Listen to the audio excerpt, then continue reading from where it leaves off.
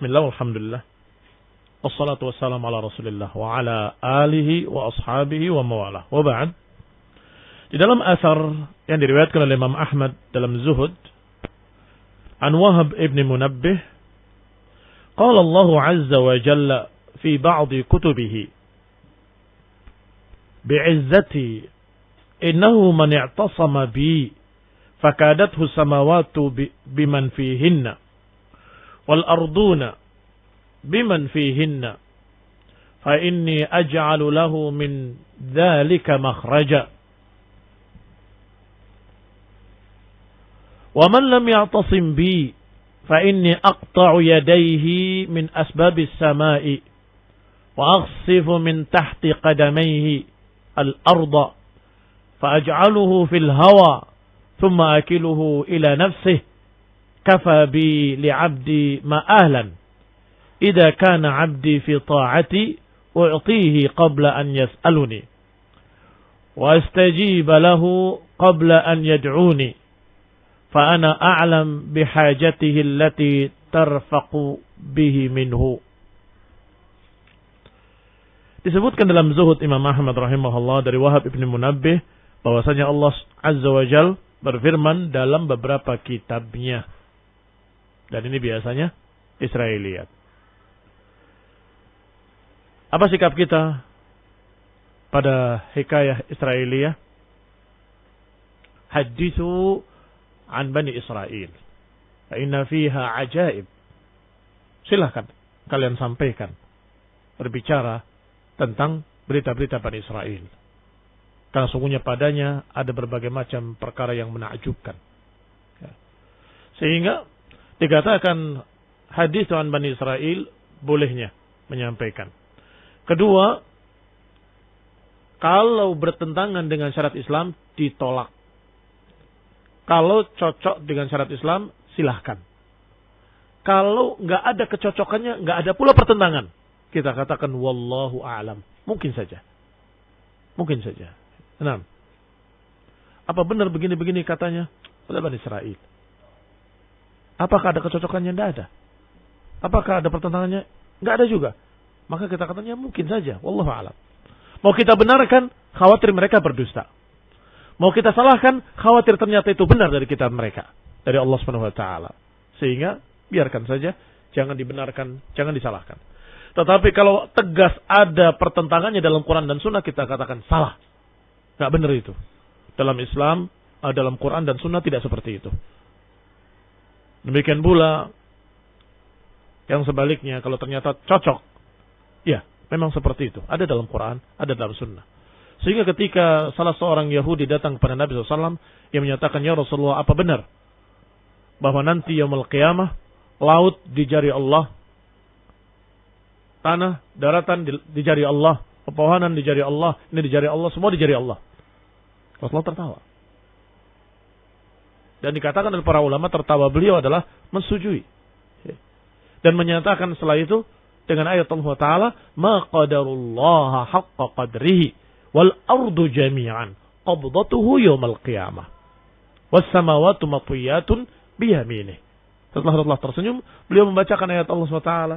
Mereka tidak memahami, tidak mengenali Allah sebagaimana mestinya. Bahwa bumi ini nanti yaumul qiyamah dalam genggaman Allah. Kan berarti di jari-jarinya Allah SWT. Dan itu benar. Was samawat, langit juga digulung dengan tangan Allah Ta'ala. Biyamini. Ini juga menunjukkan bahwa langit juga di jari Allah SWT. Wahakada. Salah satu contohnya, bahwa kadang-kadang apa yang dikatakan oleh Bani Israel adalah benar. Cocok dengan apa yang ada dalam Quran dan Sunnah. Baik. Dalam beberapa kitab-kitabnya yang kita baca terdahulu, Allah menyatakan bi'izzati, demi kemuliaanku. Sesungguhnya siapa yang berpegang, berittisam, berlindung kepadaku, kemudian dibikin rencana jahat kepada mereka oleh seluruh langit dan penduduknya. Man fihinna, siapa yang ada di dalamnya. Wal arduna, dan bumi-bumi dan apa yang ada padanya. Dan siapa-siapa yang ada di dalamnya. Semuanya membuat makar kepada orang tadi. Fa inni aj'alu lahu min dzalika makhraja. Sesungguhnya aku akan menjadikan baginya jalan keluar dari semua itu.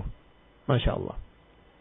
Sebaliknya siapa yang tidak beriktisam, tidak berlindung kepadaku, enggak berpegang denganku, fa inni aqta'u yadayhi min asbabis samai. Aku putus tangan-tangannya dari sebab-sebab langit. Yani sebab-sebab yang mendukungnya dari langit. Wa aghsifu min tahti qadamaihi al-ardha, dan kami tenggelamkan, kami hilangkan khasafa, kami hilangkan dari bawah kakinya bumi. Langit tidak ada, bumi tidak ada. Faj'aluhu fil hawa, maka aku jadikan dia di awang-awang. Tsumma akiluhu ila nafsih. Kemudian aku serahkan pada dirinya sendiri. Silakan. Kamu selamatkan dirimu sendiri bagaimana? Tentunya enggak akan mungkin bisa menyelamatkan dirinya. Kafa bi li'abdi ma'alan, maka cukup aku bagi hambaku sebagai tempat kembali. Idza kana 'abdi fi ta'ati, kalau hambaku di dalam ketaatan kepadaku, u'tihi qabla an yas'aluni, aku akan beri sebelum dia minta. Karena Allah Maha tahu apa yang dia minta sebelum dia berucap. Wa astajibu lahu qabla an yad'uni, aku akan kabulkan sebelum dia berdoa. Bukan maknanya tidak perlu berdoa. Tetapi maknanya karena Allah Maha tahu, dia akan berdoa begitu. Allah akan kabulkan sebelum dia berdoa. Barakallahu fikum. Doa disuruh, diperintahkan. Salullaha hatta syis'a idan qata. Mintalah pada Allah, mintalah pada Allah. Berdoalah pada Allah, berdoalah pada Allah. Walaupun tali sendalmu putus. Naam. Wa du'a silahul mu'min. Dan lain-lainnya. Banyak dalil-dalil yang menunjukkan bahwa doa itu diperintahkan. Ibadah. Sehingga makna kalimat ini, in sahhat, kalau sahih, maka maknanya bukan tidak perlu berdoa, tetapi Allah Maha tahu kamu akan berdoa begini. Allah Maha tahu kamu akan berdoa begitu. Akan dikabulkan sebelum kau berdoa. Fa'ana a'lam bihajatihi, karena aku tahu apa yang dia perlukan, aku tahu permintaannya. Allati tarafaq bihi minhu, yang dia sangat menginginkannya. Ayo kembali pada ayat Allah Subhanahu wa taala yang disebutkan dalam dalil ketiga. Wa may yatawakkal 'ala Allah fa huwa hasbuh. Fil ayati dalilun ala fadli tawakkul. Pada ayat ini ada faedah, bukti keutamaan tawakal. Wa annahu a'zamul asbab fi jalbil manafi', dan bahwasanya tawakal adalah sebesar-besar sebab untuk mendapatkan manfaat, wa daf'il madar. Sebesar-besar sebab untuk mendapatkan manfaat dan menolak madarat. Jadi jangan dikira orang yang bertawakal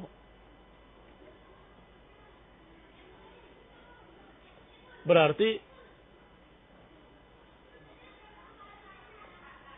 tidak berusaha. Tawakal saja berusaha dong. Barakallahu fikum. Berarti orang ini tidak menganggap bahwa tawakal itu adalah a'zam asbab, sebesar-besar sebab. Sebab itu banyak. Upaya ini. Tawakal pun upaya. Karena wa may yatawakkal 'ala Allah fa huwa hasbuh. Siapa yang bertawakal akan dicukupi. Ini juga usaha. Barakallahu fikum. Jangan dipertentangkan antara keduanya, karena tawakal itu adalah usaha. Sehingga kalau ternyata ketika engkau usaha engkau tidak mendapatkan jalan, tawakal 'ala Allah. Nah, usaha, tawakal juga usaha. Lo kamu harus berusaha untuk mencari jalan. Sekarang apa yang bisa kita lakukan? Tidak ada. Ya, serahkan pada Allah Ta'ala. Berdoa mudah-mudahan selamat. Ya. Sebagaimana perdebatan dua orang antara penumpang dengan supirnya. Kebetulan si supir ini badu. Badu itu identik dengan bodoh. Ya. Badu. Ya. Penumpangnya muridnya Syekh Ibnu Utsaimin rahimahullah dan saya.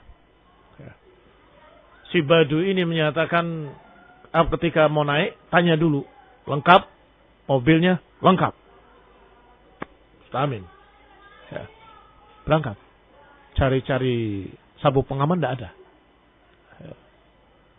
Ya akhi, itu bilang lengkap. Mana sabuk pengamannya? Ya akhi, tawakal Allah. Anta tilmid syekh, engkau muridnya syekh. Kenapa enggak bertawakal pada Allah Ta'ala? Terjadi perdebatan. Alhamdulillah saya mendengarkan dapat ilmu. Kata beliau bahwa tawakal itu usaha. Kalau tidak tawakal atau pasrah, terserah pokoknya apa yang terjadi terjadilah, itu namanya tawakul. Oleh Syekh Ibnu Utsaimin ila akhir. Kemudian si supir tadi menjawab, sekarang sudah terjadi. Antum sudah tengah jalan, mau balik lagi, ganti mobil yang lain. Tawakal Allah. Kenapa? Usaha sudah nggak ada. Mau apa lagi sekarang? Ya. Sudah perjalanan sudah jauh. Ya. Sabuk pengaman sudah memang nggak ada. Khalas. Diterima oleh dia. Ya sudah khalas. Mau apa lagi? Tawakal Allah. Alhamdulillah selamat sampai di Mekah. Ya. Sampai umrah selesai. Barakallahu fiikum. Usaha diperintahkan dan tawakal diperintahkan. Dan tawakal minal asbab. Bahkan kalau dikatakan asbab, tawakal itu a'zamul asbab. Sebesar-besar sebab. Sebesar-besar usaha. Jangan dikira itu bukan usaha. Naktafi bihadzal qadar, barakallahu fikum. Wal afu minkum ala taqsir. Subhanakallahumma hamdaka la ilaha illa anta astaghfiruka wa atubu ilaik.